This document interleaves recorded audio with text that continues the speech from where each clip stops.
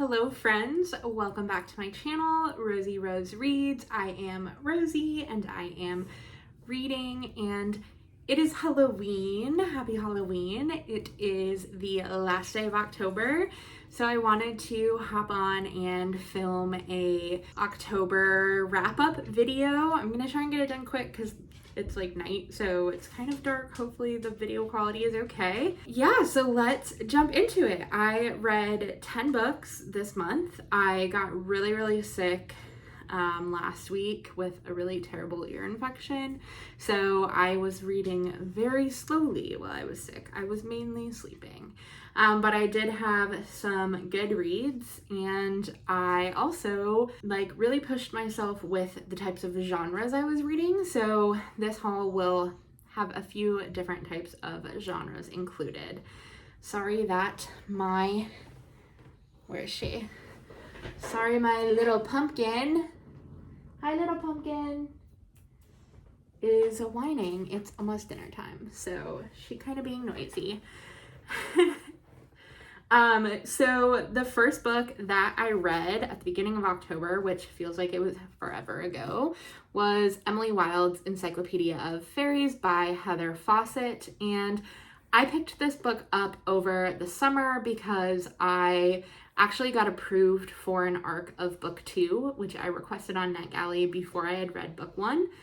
And I tried to read it over the summer, but I really could not get into it. And I think it's because this has a lot of cool autumnal winter type of vibes, and so reading it in the summer just was not matching for me. So I actually listened to the audio version of this book and I enjoyed it much more. I was able to get through it. I think the audio version, the humor and the kind of sarcasm between the characters, the banter really came through. It didn't come through as much when I was trying to read the physical copy the first go around. So I am glad that I listened to the audio version.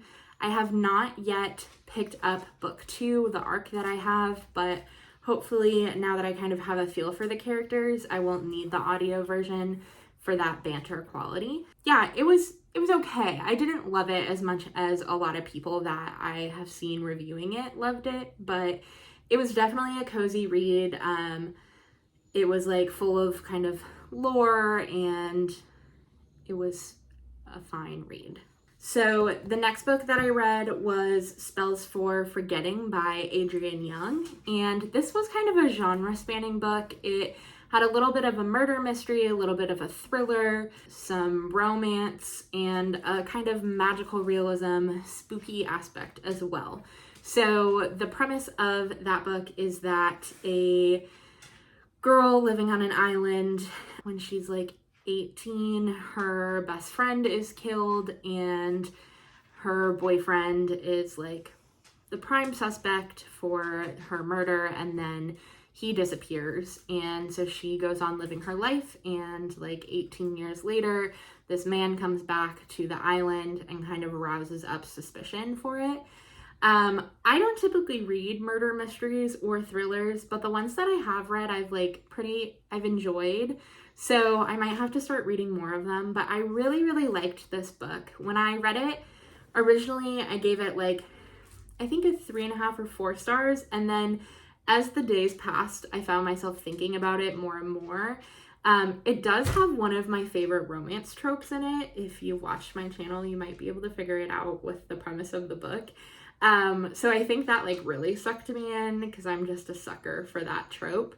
And I ended up upgrading the rating to a 4.5 because I was thinking about it and the book really stayed with me for a while. So I feel if books have the power to do that, then they're doing something right. And the next book that I read after Spells for Forgetting is A Study in Drowning by Ava Reed. And this is the Illumicrate version. I did a in-depth look through of this in my book haul video that I posted this month. This version is just absolutely stunning, which is great because this book is absolutely stunning. I 100% loved it. It was easily a 5-star. It was emotional and raw and unique, but also It was a unique premise, but I think it spoke to something that was very relatable. It follows our main character, who is a young girl in university, and she really wants to study literature, but women aren't allowed to study literature, so she studies architecture. And her favorite author, who's kind of a national treasure, passes away, and his son is doing a competition for a redesign of his house, kind of in his honor. So she enters that competition. She kind of gets the bid and goes and finds that the house is like sinking into the sea. So there's kind of this ecological, environmental aspect where like the sea and the environment kind of as character is a race against time. And also there is a boy from the literature college who is there to prove his idea that this author she loves didn't necessarily write all of his work. So it's like clearly kind of based on the idea of like, was Shakespeare the original author for all of his work or not? Yeah, and it was very good. I really loved it. I really enjoyed Ava Reed's writing. This is my first book by her, but I know there are some other ones that people are huge fans of, so maybe I will try and pick those up, but I highly, highly recommend this one. And I just feel like so lucky that this is my first Illumicrate book that I ever got, and it was for a book that I really loved. So I'm excited to have this beautiful copy on my shelf. After A Study in Drowning, I was reading a book that I was reading as part of a book group that my friend Jazzy Veins on Instagram hosts on the Fable app. And this month it was Rouge by Mona Awad. And this book is classified as horror, also kind of literary fiction. I think it is both. And I have not read any of Mona Awad's books. She wrote Bunny, which I know is super popular. I was a little skeptical, but the book was kind of a like dark retelling of Beauty and the Beast, but with some beauty industry critiques, or at least that's how it was marketed. I ended up giving this book like a 3.5. I read it all. It piqued my interest to keep reading so that I didn't DNF it. I did listen to the audio version, and I think that really helped. There were some lines that were so funny and like just so ludicrous and like a very telling commentary on the beauty industry. And I kind of wish that had come through even more, because I really enjoyed those parts, and kind of like how culty the beauty industry can be. And that aspect of the book ended up kind of taking a backseat to a like kind of complex mother-daughter relationship, which is important in its own right, but isn't what I was looking for in this book. So it ended up being about 3.5 stars for me. If it sounds like something that would be up your alley, it probably would be. But if you're kind of on the fence, take it with a grain of salt. I kind of needed a palette cleanser after Rouge, so I kind of dropped everything I was doing the second that Hopeless by Elsie Silver came out. And Hopeless is the 5th and final book in the Chestnut Springs series, which is a small town romance series that like each book is interconnected but can stand alone, but I would recommend reading them in order because all of the characters are woven throughout. And this one follows Beau and Bailey. I enjoyed this book while I was reading it, but after I was sitting with it, when I was done, there were more and more things about it that I would remember and then think like, oh, that kind of gave me the ick. And like, I don't actually enjoy that. So I ended up down rating this book to like a 3.5. I think it is my least favorite in the series. I wasn't a huge fan of Powerless, which is the Friends to Lovers book number 3. But this one even more. Yeah, there were just some things about it that I didn't enjoy. Like, I'm all for kind of age gap romance, but it's one thing when one of the characters is new to town. It's another thing when like they've known each other all their lives and there's an age gap and now they're together. It just felt a little icky to me. So yeah, that one wasn't my favorite, but I still enjoy Elsie Silver's books, and I definitely will like read anything else that she puts out, because overall I really liked Chestnut Springs series. This one just wasn't a hit for me. It also was kind of an odd choice, I feel like, to finish out the series, because I felt like there wasn't that much of the other characters that we've come to love and know. And I was hoping for like a finale, there would have been a bigger punch. Like there was one kind of final family dinner, but it didn't feel like enough to wrap up how much so many people loved these characters. So it was kind of just a bummer for me. After that, I read another horror book. I was trying to get in a spooky mood, and I thought maybe a YA horror would be the way to do this. And I saw this one recommended a lot, and that is You're Not Supposed to Die Tonight by Kaylin Bayron. And this one is kind of a like meta horror, in that a girl and her friends are working at a all contact horror camp, and they like put on these productions that people pay to come and be scared, but then when actual people start ending up dead at the camp, this kind of, ensues. So this one kind of took the final girl trope and a lot of what horror movies stereotypically do to Black characters, to female characters, to queer characters, and kind of turned that on its head, or at least was very cognizant of it throughout the book. So I think if you're a fan of horror movies or the horror genre in general, you'll really like this one. It was scary. I definitely did get scared at certain times, so I was reading through it really quick. I'm just not a horror fan. I gave it my best. For me, it was a 3.75, 4-star, but for other people who like horror, I think it would rank a lot higher out of pure enjoyability. After that one, I still wanted to be in the Halloween mood, but also wanted a break from spooky, so I picked up The Modern Girl's Guide to Magic by Lindsay Hall. And this was a very cozy kind of green witch story that takes place in England, and it's about a girl who goes back to her hometown to compete in a competition for the local greenhouse so that she can save her grandmother's apothecary, which relies on supplies from this greenhouse.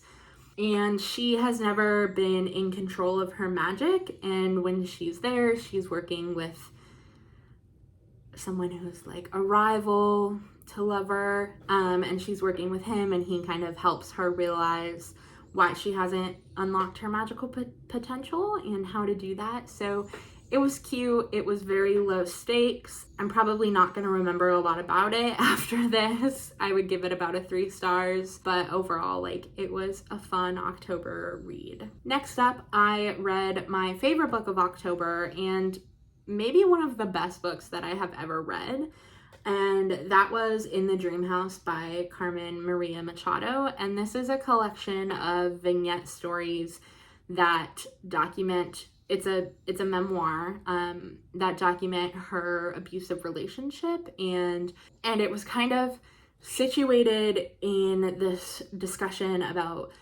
archival silences and the archive and the history of abuse in lesbian relationships and how that's not discussed and things like that. And her writing was just phenomenal. I was absolutely floored. It was so grabbing. I felt so much while I was reading this book. It certainly wasn't an easy read, and it wasn't a favorite book in the way that favorite is enjoyable, but in the way that favorite is one of the best books that I've ever read, in how it was written and how it really grabbed the reader and served its potential, and just the art that went into this book, the skill that it takes to write a book like this, and the courage that it takes to put out a story like this, absolutely phenomenal. So I definitely will be reading Her Body and Other Horrors, is that what it's called? But Carmen Maria Machado's collection of short stories, which I haven't read, and I absolutely will be reading anything else she writes, because this was phenomenal, and I'm bummed that it took me this long to read this book. So I would highly recommend it if you are interested in memoirs, kind of short stories, vignettes, a collection of things like that, and really evocative, really creative writing. After that, I picked up Forget Me Not by Julie Soto, which is a second chance romance book, and I love second chance romance books, but this one was kind of just okay. I did read this one while I was sick, so I enjoyed it because it was providing comfort, but also like when I was thinking back about it, I don't think I actually found a lot of chemistry between the two characters, but it follows a girl who is a wedding planner and a boy who is a florist, and it follows like them working together in the wedding industry and coming together to work on this big wedding, even though they had a past relationship that fell apart. So there's dual timelines as you're figuring out like how are they working together in the present, what was their relationship and work aspect like in the past. And I did enjoy it while I was reading it, but like I said, when I was thinking about it afterwards, there just wasn't a lot of chemistry, and I didn't find the romance super convincing, or the second chance part super convincing. But that's okay. I enjoyed it while I was reading it, and we can just leave it at that. And the final book that I read in October was Scythe by Neil Shusterman. If you've been watching my videos, this has been on my TBR for so long. My husband read this when we went on our beach vacation over the summer and absolutely devoured this series and has been like begging me to pick it up.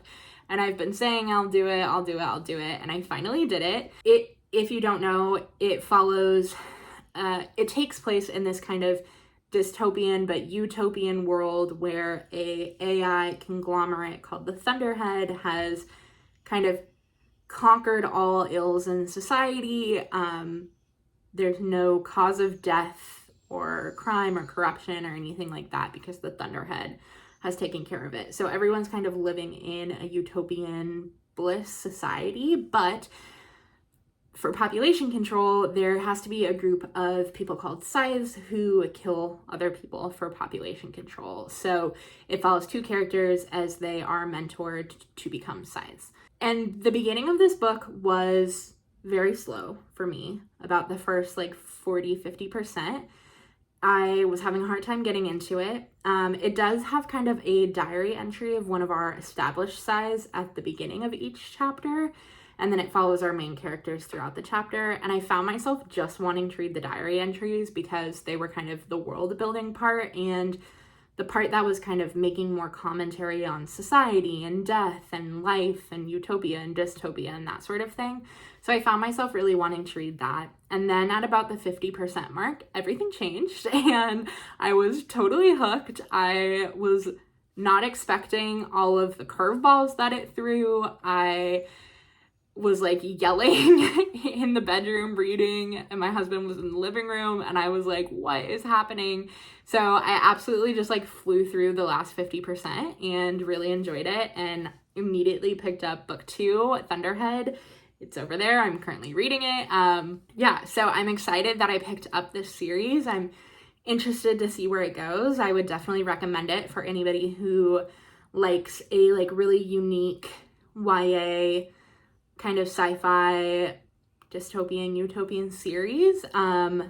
It's not, yeah, I would recommend it for sure. So I will be reading Thunderhead and probably discussing it in my November wrap up, but that is all that I have for October. That was $10. Like I said, I was sick for a while, so I wasn't reading quite as much and just busy, but yeah, I think I probably will film a November TBR because there are some books that I'm excited about and want to chat about and my plans for November. So definitely be on the lookout for that video, and please like and comment. As always, they're so appreciated. If you haven't yet, please make sure that you subscribe so you don't miss any future videos. And thank you so much for tuning in today. By the time you watch this, I hope you all had a happy Halloween and a wonderful October, and we will see you in November. So until we meet again, I hope you have a 5-star read. Thanks. Bye.